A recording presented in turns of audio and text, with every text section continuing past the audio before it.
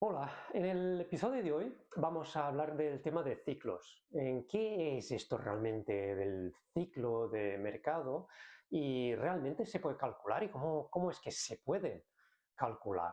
Veamos, la idea que tenemos generalizada sobre ciclos son ciclos de una duración fija. Conocemos ciertos ciclos de nuestra realidad, como son las estaciones del año, las mareas, etcétera, que bueno, los aceptamos porque es algo que hemos visto, que hemos constatado y que, digamos, nos dan cierta seguridad porque tienen una duración fija y, aunque pueden tener una intensidad variable, pero normalmente, digamos, la podemos fácilmente anticipar.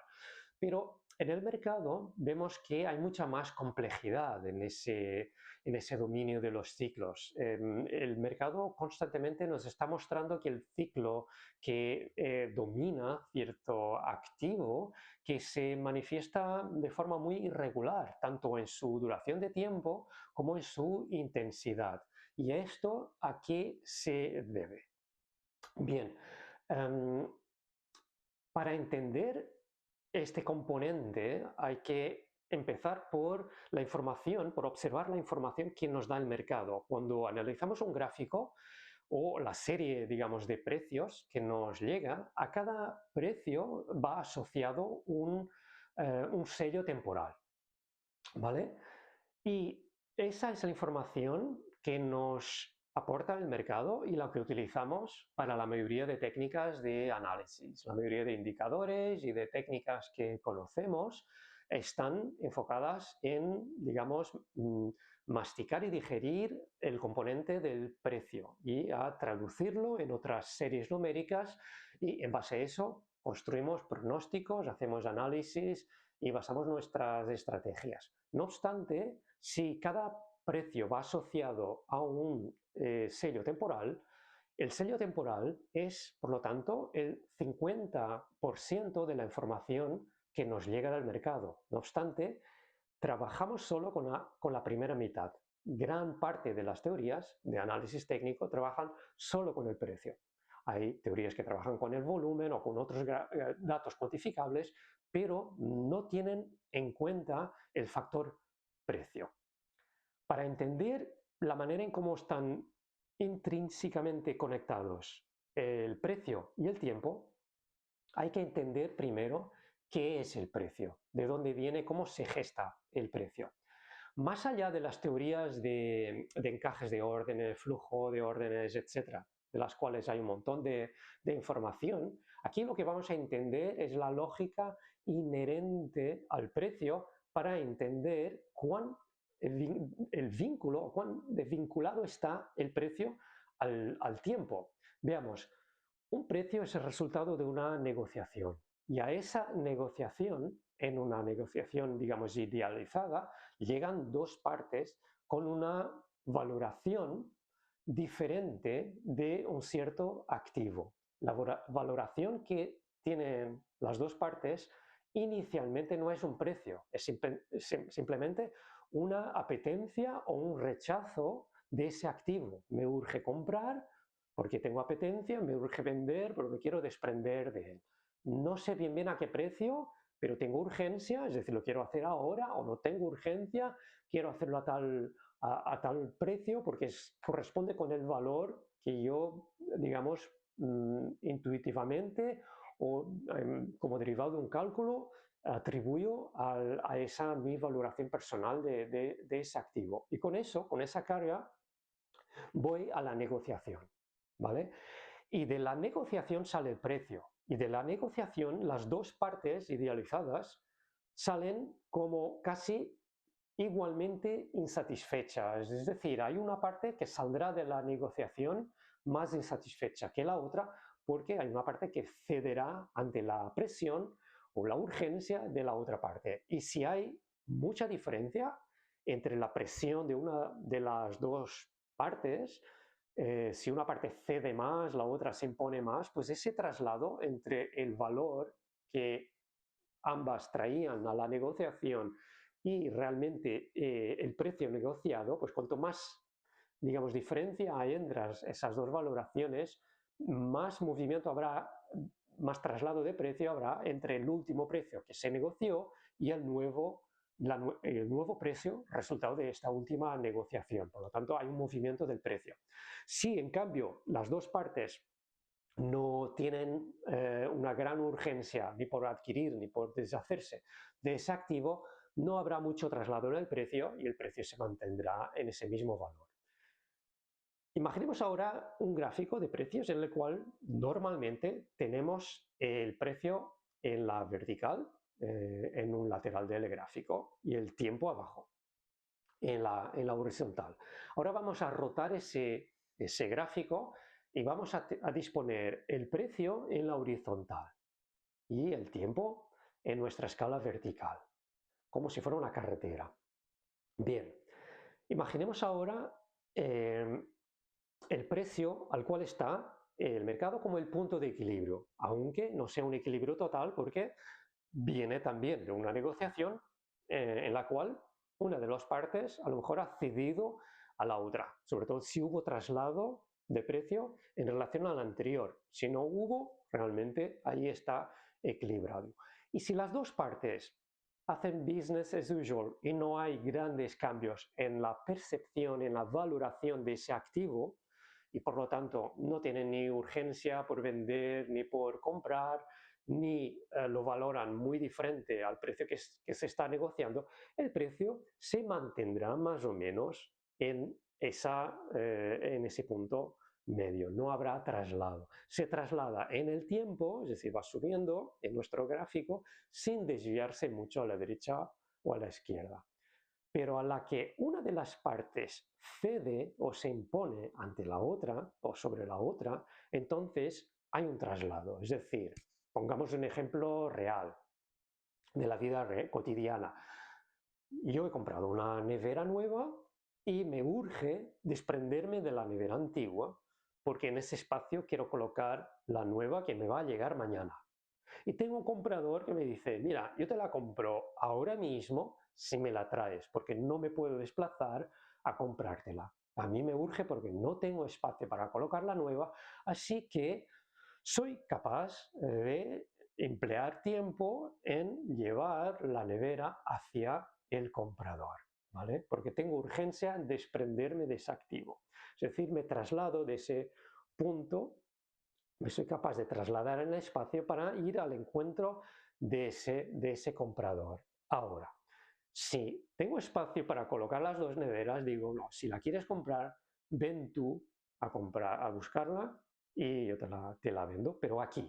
Y no tengo urgencia, la aparto, pongo la nueva en su sitio, no me urge. En cambio, el comprador puede decir, a mí sí que me urge, pues vendré al final del día, pasaré mañana ya a comprar y se traslada el comprador. Lo mismo si somos nosotros compradores, hemos visto una oferta en una tienda, hay un pantalón por el precio o dos por el precio de uno, no está muy cerca, pero bueno, yo voy a emplear tiempo en trasladarme para adquirir ese bien. Vale. Entonces empezamos a entender, a partir de ejemplos de nuestro cotidiano, cómo se traduce la percepción y la valoración de un activo y cómo el elemento espacial entra en juego con el temporal, según la urgencia, según la apetencia. Si quiero vender o comprar un vehículo y está al otro lado del país, pero es un vehículo que está súper bien de precio, súper bien de condiciones, oye, pues soy capaz de hacer muchos kilómetros para ir a adquirir. Son muchos los ejemplos que podíamos poner. Y con esta disposición del gráfico que tenemos ahora en vertical, empezamos a ver que ese traslado en el espacio, en el gráfico, es realmente un traslado de precio, ¿vale? El precio, digamos que sería, en este binomio de espacio-tiempo, el precio sería el espacio, es decir, es lo que se traslada el mercado para encontrar ese nuevo punto de equilibrio, esa nueva digamos, valoración traducida ya a precio en el tiempo. Y el tiempo Es decir, si se forma una barra de precio inmediata porque hay un traslado de esa negociación, una de las partes cede y es capaz de trasladarse a otro punto de forma inmediata, se forma una vela o pocas velas muy largas en muy poco tiempo. Hay un traslado de precio veloz del punto de equilibrio a otro nuevo punto de equilibrio. Hay un traslado veloz y se forman unas velas largas. En cambio, podemos llegar a ese mismo precio en más tiempo. Podemos llegar ahí en 7 o 15 días y habría, digamos, este traslado del precio en una especie de diagonal en este gráfico, donde sí llegamos a ese mismo precio, a esa misma valoración, pero con una urgencia diferente, así el traslado es rápido. Empezamos pues a entender que ese traslado en el espacio va intrínsecamente conectado con el tiempo, es decir, con esa apetencia, esa urgencia. Es decir, empezamos a entender de que el componente temporal está intrínsecamente conectado con el componente espacial, que es el precio, que representa el precio y que son las dos partes, el 50% de la información que tenemos a disposición para analizar un mercado, para hacer pronósticos. Gran parte del análisis técnico, como he dicho, trabaja solo con la mitad, trabaja solo con precio.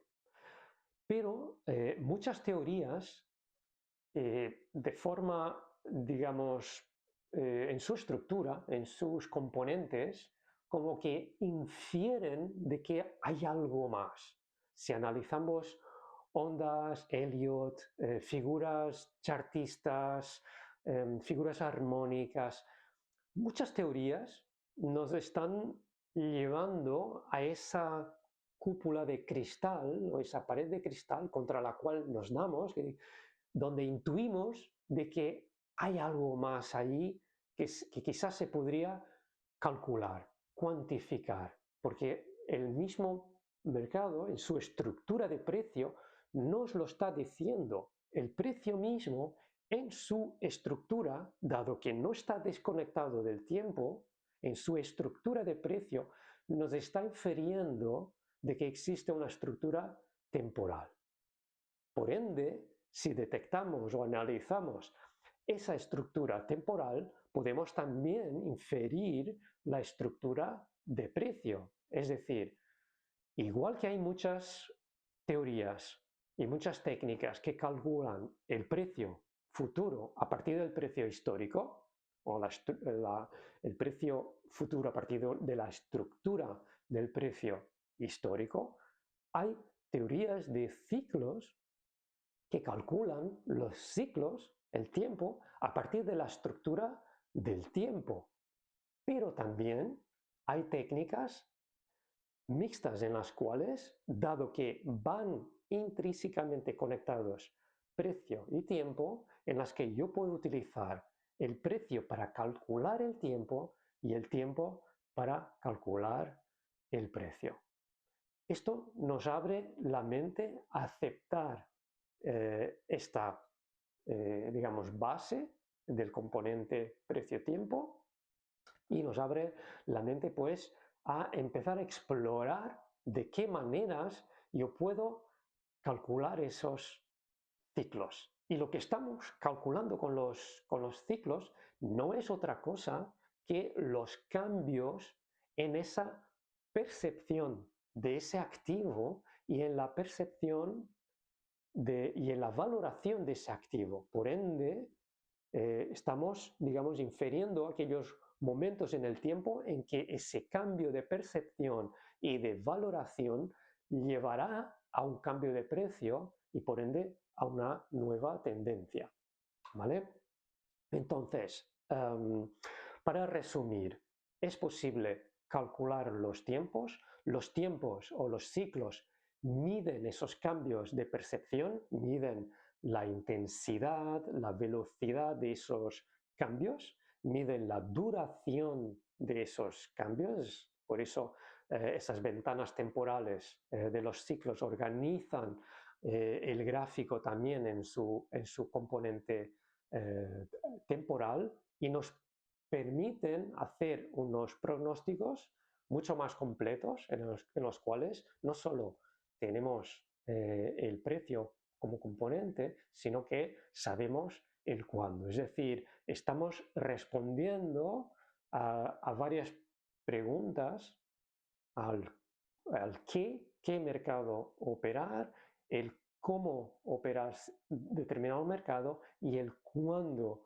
operar ese mercado. Es decir, abrimos muchas más dimensiones, respondemos muchas más preguntas y en base a quizás un análisis más sencillo del precio con un componente de análisis temporal, esa combinación va a hacer que no tenga que emplear tanto esfuerzo en el cálculo del precio, ya que estoy estoy utilizando el 100% de la información que nos llega. Y por último, ese ciclo que yo estoy analizando en el mercado no es que sea el ciclo de ese mercado en particular, sino que yo estoy analizando el ciclo o los cíclicos, de qué manera se manifiestan en ese mercado, porque no son ciclos de ese mercado en particular. Eso es, digamos, el hecho cultural de que no veamos esta conexión entre espacio y tiempo, atribuimos unos ciclos particulares a una cosa en particular. Sí, son los ciclos de las mareas, son los ciclos de esto y de aquello, las estaciones, pero no los conectamos. No vemos que solo hay un ciclo o solo hay un tiempo, por decirlo así. Es el mismo tiempo que utilizo yo que los demás operadores de mercado. Estamos todos sometidos al mismo tiempo y ese tiempo tiene unas estructuras que se manifiestan en un mercado de una manera y en otro mercado de otra. Un mercado responderá a unas fracciones del ciclo o se manifestará de una manera en relación a esos ciclos y otro mercado en otras. Por ejemplo, si nosotros hemos analizado